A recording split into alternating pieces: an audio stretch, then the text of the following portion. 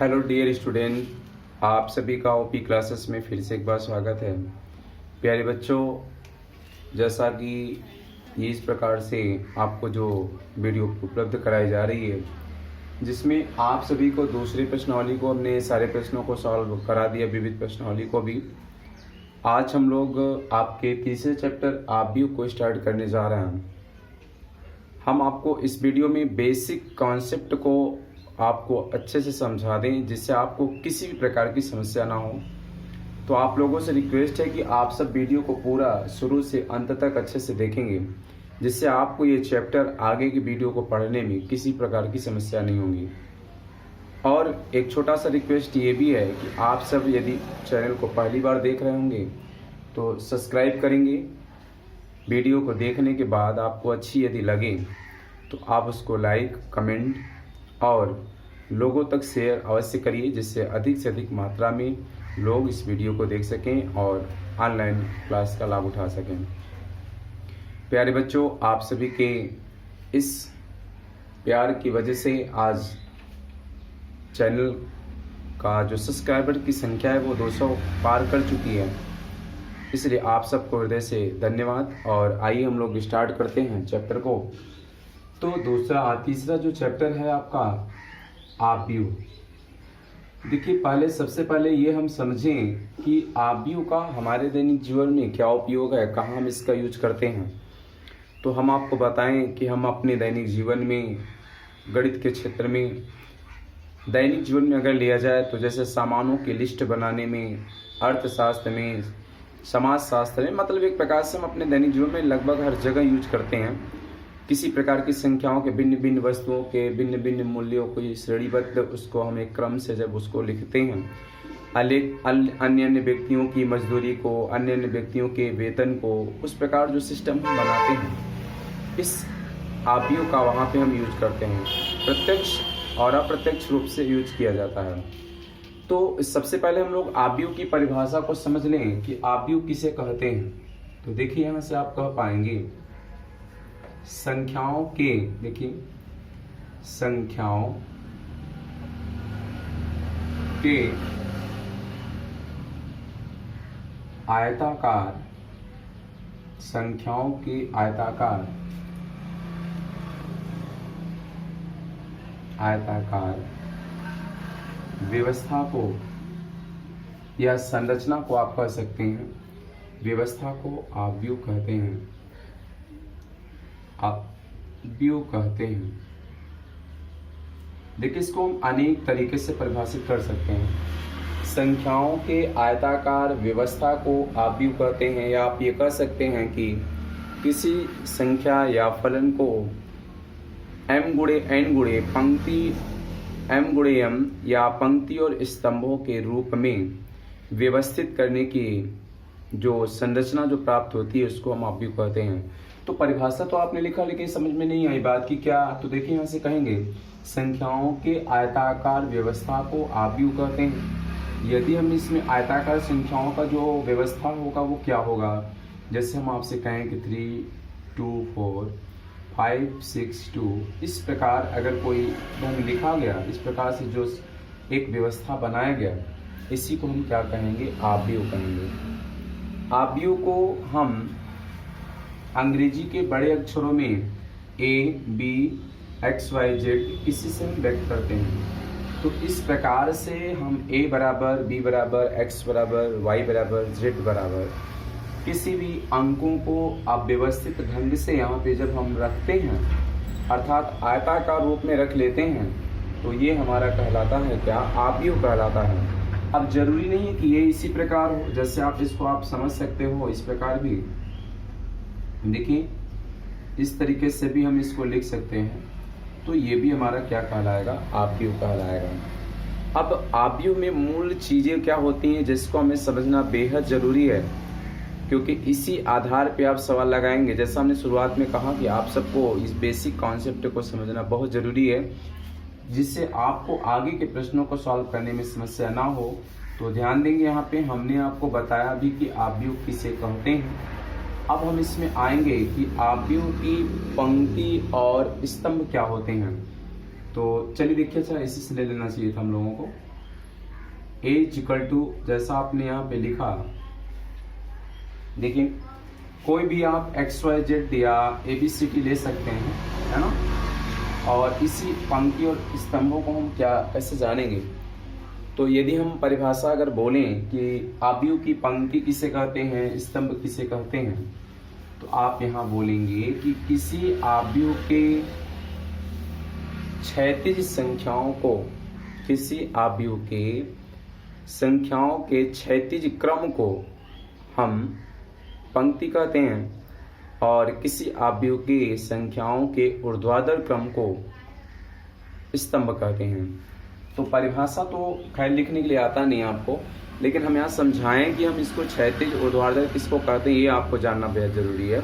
Exam में आपको लिखने के लिए नहीं आएगा कि पंक्ति क्या है, स्तंभ क्या है। तो पंक्ति स्तंभ को आइए हम लोग समझते हैं। यहाँ पे यदि हम कहें कि आव्यूह A बराबर है,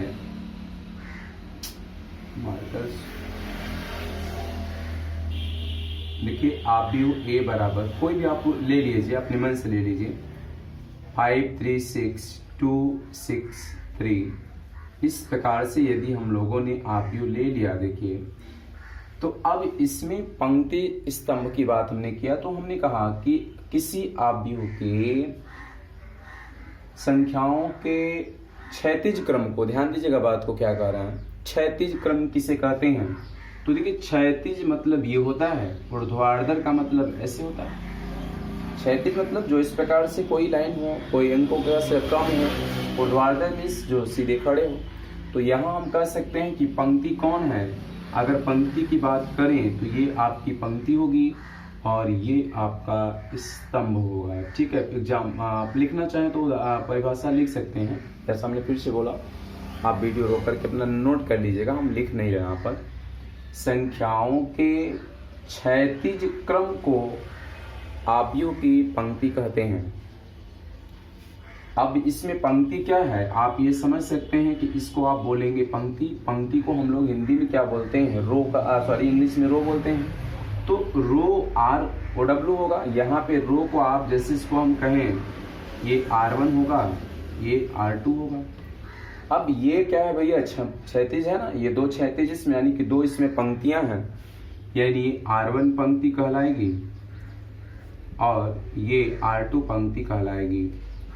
ध्यान दीजिएगा, इसका हमें बार बार यूज करना होगा। अब स्तंभ की बात करें तो हमने कहा कि किसी आव्यूह के संख्याओं के ऊर्ध्वाधर क्रम को, तो ऊर्ध्वाधर क्रम देख सकते हैं 1 2 3 है, तो ऊर्ध्वाधर क्रम को क्या कहेंगे, स्तंभ। 1 2 3 इसमें स्तंभ है। आप स्तंभ को कॉलम कहते हैं जिसमें पहला अक्षर होता है C, तो हम कॉलम को C1 और C2 और C3 से व्यक्त करेंगे, ठीक है। जरा बात को फिर से समझेंगे आप। जो ऊर्ध्वाधर है, ये सॉरी ऊर्ध्वाधर जो है उनको हम कॉलम कहेंगे और क्षैतिज पंक्तियों को यहाँ पे हम क्या बोलते हैं, पंक्ति। हिंदी में अगर इसको कहें तो हम इसको स्तंभ कहेंगे, ठीक, ये स्तंभ होगा। तो C1 C2 C3 स्तंभ है और ये R1 और R2 क्या है, इसकी पंक्तियां हैं। अब वो जरूरी नहीं है कि R1 R2 ही हो, R3 भी हो सकती है, R4 भी हो सकता है। तो इस प्रकार आपने समझा कि संख्याओं को जब हम किसी आयताकार क्रम में व्यवस्थित करते हैं तो उन्हें हम आव्यूह कहते हैं। आव्यूह को हम ABCXYZ से व्यक्त करते हैं, इनमें पंक्ति हो जाती हैं और ये स्तंभ हो जाता है। अब हम लोग आएंगे अगली हेडिंग में कि आव्यूह के जो कोटि होती है वो क्या होती है, ठीक है, आव्यूह की कोटि।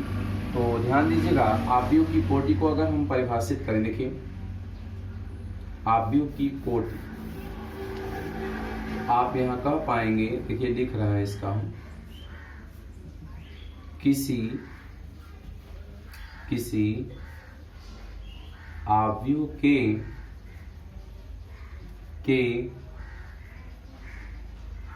पंक्तियों तथा स्तंभों के गुणनफल के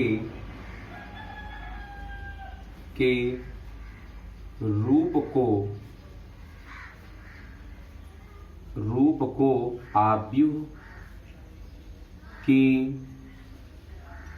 कोटि कहते हैं, कोटि कहते हैं। ध्यान दीजिएगा बात को, क्या हमने लिख दिया, किसी आव्यूह के पंक्तियों तथा स्तंभों के गुणनफल के रूप को, ध्यान देंगे गुणनफल के मान को नहीं, परिमाण को नहीं, उसके गुणनफल के रूप को हम आव्यूह की क्या कहते हैं, कोटि। अब यहां हम लिखें, यदि किसी आव्यूह के पंक्तियों की संख्या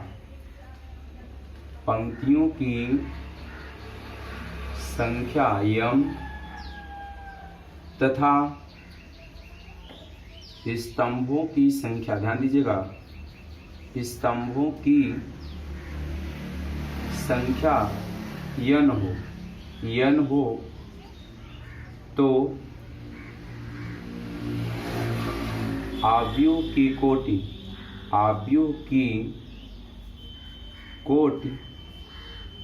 m गुणे n होगी। तो आपको ये कोटि समझ में आया होगा कि किसी आव्यूह में जितने स्तंभ होंगे और जितने उसमें पंक्तियां होंगी, पंक्ति और स्तंभों के गुणनफल को हम आव्यूह की कोटि कहते हैं। जैसा हमने कहा, यदि किसी आव्यूह की पंक्तियों की संख्या यम हो और इसके स्तंभों की संख्या यन हो तो इसकी कोटि क्या कहलाएगी, यम गुणे यन। जैसे आप उदाहरण इसका ले सकते हैं, आप देखिए इसमें कि पंक्तियां कितनी हैं और स्तंभ कितने हैं भैया।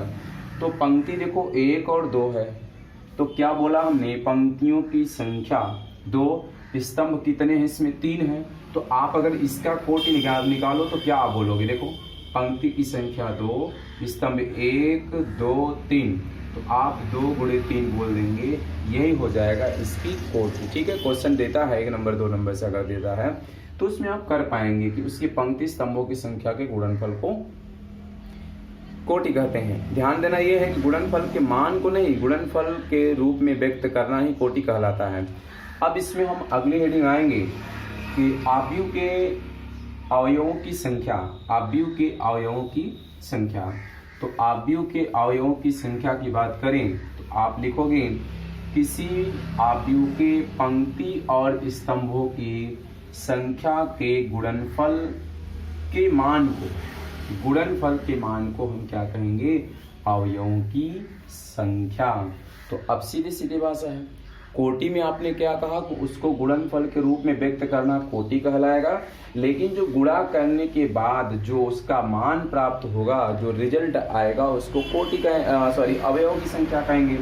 अगर हम अवयवों की संख्या की बात करें, इसी सवाल से देख लीजिए आप, अवयवों की संख्या, तो अवयवों की संख्या क्या हमने बोला, परिभाषा बोली, किसी आव्यूह के पंक्ति और स्तंभों के गुणनफल से प्राप्त मान को। तो पंक्ति इसमें कितनी है, 2 पंक्ति है, स्तंभ कितने हैं, 3 हैं, तो गुणा करोगे तो आप अवयव कितने आए, 6 आए। अवयव कौन है, 1 2 3, ये सब दिखाया गया ना, यही अवयव है। अगर अवयवों की बात की करें तो किसी आव्यूह के वे संख्यात्मक मान जो उसके संगत आव्यूह के अंक हैं, यहाँ पर यही अवयव कहलाते हैं, इनको हम अवयव कहते हैं। ठीक है, अब इन अवयवों को अगर समझने की बात करें तो थोड़ा सा ध्यान देंगे, इसको हम अवयव जो लिखते हैं A11 A12, जरा इसको भी समझते चलिएगा, क्योंकि आवश्यकता आपको आगे पड़ेगा तो वहाँ आपको किसी प्रकार की समस्या ना हो। ठीक है, तो इस प्रकार के हमारे आव्यूह के जो मूल चीजें थे छोटे छोटे, आप इनको समझ पाएं। अब हम लोग आएंगे आव्यूह के प्रकार, हेडिंग डालेंगे इसमें आव्यूह के प्रकार। ठीक है, खैर ये सब देखिए एग्जाम में लिखने के लिए नहीं आएंगे, लेकिन हमें जानना जरूरी है, क्योंकि क्वेश्चन जब लगाएंगे तो वहाँ कंडीशन आएगा। तो हेडिंग डाल देते हैं आव्यूह के प्रकार। ठीक है, तो आव्यूह के प्रकार में आपको समझना है, आव्यूह वैसे तो निम्न प्रकार के होंगे, लेकिन इसमें आव्यूह अवयवों के आधार पर होंगे और कुछ इनके संख्याओं को आधार पर लेंगे। आव्यूह के भेद मिलेंगे हम इस प्रकार से। तो देखिए इसमें अगर हम बात करें तो पहला हेडिंग अगर डालें तो क्षैतिज आव्यूह। ठीक है, मार्कर धोखा देने लगता है, रुक रुक करके फिर चलने भी लगता है। चलिए देखिए, क्षैतिज आव्यूह, ठीक ना, क्षैतिज आव्यूह, थोड़ा पतला चल रहा है मार्कर तो बोल रहे हैं, आप सुन पा रहे होंगे। क्षैतिज आव्यूह किसे कहते हैं, ध्यान देना है, नाम से ही पता चल रहा है कि ऐसा आव्यूह जिसमें, देखिए क्षैतिज मतलब क्या, भी हमने बताया ना कि क्षैतिज इस प्रकार से होगा, ऊर्ध्वाधर इस प्रकार होगा। तो ऐसा आव्यूह जिसमें क्षैतिज की संख्या अर्थात पंक्तियों की संख्या अधिक होगी उन्हें हम क्षैतिज आव्यूह कहेंगे। देखिए यहाँ पर हम डिफिनेशन लिख नहीं रहे हैं, आपको बोलते चलेंगे और आप समझते चलिएगा, ठीक है ना। क्षैतिज आव्यूह उस आव्यूह को कहेंगे जिसमें पंक्तियों की संख्या अधिक हो, उन्हें हम क्षैतिज आव्यूह कहेंगे, ठीक है। आप इस प्रकार से समझ सकते हैं। यदि स्तंभों की कॉलम हम 2 लें, देखिए ऐसे, तो आप यहाँ पे ये समझेंगे कि सॉरी, हाँ क्षैतिज आव्यूह देखिए क्या है, उल्टा हमने बोल दिया, सॉरी। क्षैतिज आव्यूह क्या है, जिसमें स्तंभों की संख्या पंक्तियों की संख्या से अधिक हो, उससे हम क्या कहेंगे, क्षैतिज आव्यूह। देखिए ये क्या है, ये क्षैतिज आव्यूह कहलाएगा, ठीक है। क्षैतिज आव्यूह इस प्रकार से हो गया। अब ऊर्ध्वाधर की अगर बात करें, समझना ये है ना, क्षैतिज मतलब क्या, जैसे देखिए ये लंबा, आपका लंबाई किसकी ज्यादा लग रही है, स्तंभों की ज्यादा लग रही है, इसकी लग रही है, तो ये आपका क्षैतिज आव्यूह कहलाएगा इस कंडीशन में। और यदि इसमें ऊर्ध्वाधर आव्यूह की बात करें, ऊर्ध्वाधर आव्यूह की बात करें तो ऊर्ध्वाधर आव्यूह क्या हो जाएगा, ऐसे आव्यूह जिसमें आपके ऊर्ध्वाधर स्तंभों की संख्या कम हो। जैसे मान लीजिए कि यहाँ पे हमने इस प्रकार से ले लिया, देखिए ये, अब ये कौन सा आव्यूह कहलाएगा, ऊर्ध्वाधर। क्यों, क्योंकि ये देखिए खड़ा लग रहा है ऐसे, ये क्या है, इस प्रकार सपाट लग रहा है, इस प्रकार से लग रहा है। तो जिनमें स्तंभों की संख्या ज्यादा होगा उसको क्षैतिज कहेंगे, और जिनमें पंक्तियों की संख्या ज्यादा होगी उनको हम ऊर्ध्वाधर आव्यूह कहेंगे, ठीक है। अगली हेडिंग को अगर समझें, वर्ग आव्यूह किसे कहते हैं, जैसा कि नाम से ही पता चल रहा है, देखिए वर्ग आव्यूह किसे कहते हैं, परिभाषा आपको समझाते चल रहा है। वर्ग आव्यूह वह आव्यूह है जिसमें पंक्तियों की संख्या स्तंभों की संख्या के बराबर हो, वर्ग आव्यूह कहलाते हैं। जैसे आप समझ सकते हो, देखो उदाहरण के लिए ले लो आप, कोई भी ले लो आप, 5 4 6 2, देखिए ये क्या है, वर्ग आव्यूह। इसमें पंक्ति और स्तंभ क्या है भैया, दोनों बराबर हैं। या आप इस प्रकार भी ले सकते हो, 3 2 4 3 5 6 3 2 4, कुछ भी लीजिए। अब देखिए यहाँ पर 3 पंक्ति हैं, 3 स्तंभ हैं, माने सीधे सीधे समझना है, जिनमें पंक्तियों की संख्या स्तंभों की संख्या के बराबर होगी उन्हें हम वर्ग आव्यूह कहेंगे। अगला है आयत आव्यूह। आयत आव्यूह किसे कहेंगे, जिनमें क्षैतिज या स्तंभों की संख्या अधिक और कम हो, वह आयत आव्यूह कहलाएगा। तो आप देख सकते हैं कि ये भी आयत आव्यूह कहलाएगा और ये भी आयत आव्यूह कहलाएगा, अर्थात जिसमें पंक्ति और स्तंभों की संख्या बराबर ना हो। तो भाई आयत तो ऐसे भी बन सकता है, देखो आप, आयत ये भी बन सकता है, आयत ये भी बन सकता है, माने लंबाई हो सकता है, खड़े भी हो सकती है और इस प्रकार भी हो सकती है। तो वर्ग आव्यूह हो गया आपका, आयत आव्यूह हो गया, और इसमें हम आएंगे अब, आयत आव्यूह को हम पंक्ति आव्यूह भी कहते हैं, ध्यान दीजिएगा इसमें। और अगला हेडिंग है स्तंभ आव्यूह। स्तंभ आव्यूह किसे कहते हैं, नाम से ही पता चल रहा है कि ऐसा आव्यूह। पंक्ति आव्यूह जरा समझ लीजिए किसे कहते हैं। पंक्ति आव्यूह वह आव्यूह है जिसमें पंक्तियों की संख्या 1 हो। जैसे देखो आप, ऐसे इस प्रकार का आव्यूह जो होगा 3 4 5, देखिए इसको हम कौन सा आव्यूह कहेंगे, पंक्ति आव्यूह। डिफिनेशन लिखवा रहे आप लोग लिख सकते हैं, ऐसा आव्यूह जिसमें पंक्तियों की संख्या 1 हो, स्तंभों का चाहे जो हो उससे मतलब नहीं है, पंक्ति आव्यूह हो गया। अगर आप कहें कि स्तंभ आव्यूह किसे कहते हैं, तो वह आव्यूह जिसमें स्तंभों की संख्या 1 हो, स्तंभ आव्यूह कहलाता है। जैसे उदाहरण में अगर हम लें इसको स्तंभ को, तो आप इसको लिख पाओगे 4 5 4 4, देखिए ये क्या है, पंक्ति इसमें 3 है लेकिन स्तंभ क्या है, 1। तो जिसमें स्तंभों की संख्या 1 हो उन्हें स्तंभ आव्यूह कहेंगे, जिसमें पंक्तियों की संख्या 1 हो उन्हें हम पंक्ति आव्यूह कहेंगे। शून्य आव्यूह आएगा एक, इसकी शून्य आव्यूह किसे कहते हैं, तो ऐसा आव्यूह जिसके सभी अवयव क्या हो, शून्य हो, जिसके सभी अवयव शून्य हो वह शून्य आव्यूह कहलाता है। मान कुछ भी हो सकता है, माने आयत हो चाहे वर्ग हो चाहे कुछ भी हो, माने ऐसा आव्यूह जिसके अवयवों की संख्या शून्य हो उसे हम शून्य आव्यूह कहेंगे। अब इसमें एक इम्पॉर्टेंट आता है जो हमें क्वेश्चन में लगाते इसमें बार बार यूज करना होगा कि तत्समक आव्यूह या इकाई आव्यूह भी कहते हैं।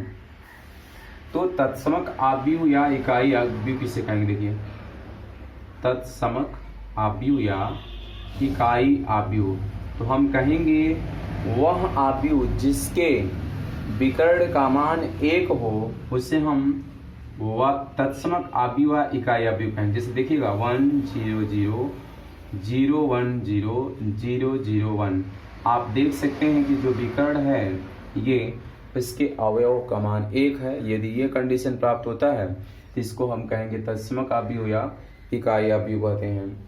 ठीक है, तो इस प्रकार से आव्यूह और कुछ है लेकिन हम लोगों के मान यहाँ तक क्लियर हो जाएंगे, हम इसी से क्वेश्चन को समझ पाएंगे। तो आप सबको उम्मीद करते हैं कि समझ में आया होगा। यदि आपको वीडियो अच्छी लगे तो आप सब्सक्राइब जरूर कीजिएगा और लाइक कमेंट अवश्य कीजिएगा। अगले वीडियो में हम आपको प्रश्नावली के प्रश्नों को शुरुआत करके ले चलेंगे।